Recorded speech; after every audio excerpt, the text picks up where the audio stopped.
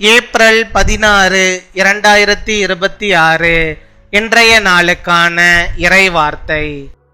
கர்த்தர் உங்கள் வாழ்க்கையை வெளிச்சமாக மாற்றி இருளை அகற்றுவார். May the Lord bring light into your life and remove all darkness. சங்கீதம் 119 அதிகாரம் 105 வசனம். Psalm chapter 119 words 105. உம்முடைய வசனம் என் கால்களுக்கு தீபமும் என் பாதைக்கு வெளிச்சமுமாயிருக்கிறது.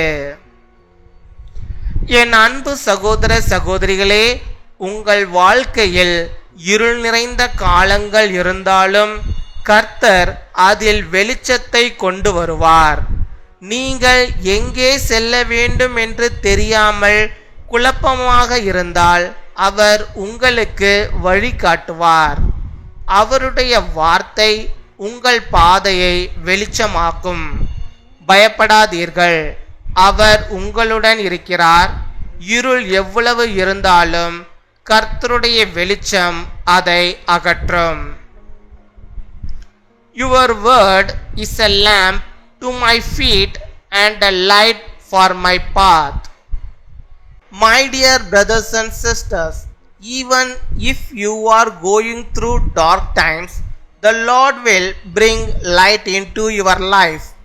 When you feel confused about where to go, He will guide you. His word will light your path. Do not be afraid. He is with you. No matter how great the darkness is, the Lord's light will remove it. பின்வரும் ஜெபத்தை நாம் அனைவரும் சேர்ந்து சொல்வோம். அன்பான பரலோக தந்தையே, எங்கள் வாழ்க்கையில் உமது வெளிச்சத்தை பிரகாசிக்க செய்யும். எங்கள் இருளையும் குழப்பங்களையும் அகற்றும். எங்களை சரியான பாதையில் நடத்தும். உமது வார்த்தையால் எங்கள் வாழ்க்கையை வழிநடத்தும். இயேசுவின் நாமத்தில் ஜெபிக்கிறோம். ஆமேன்.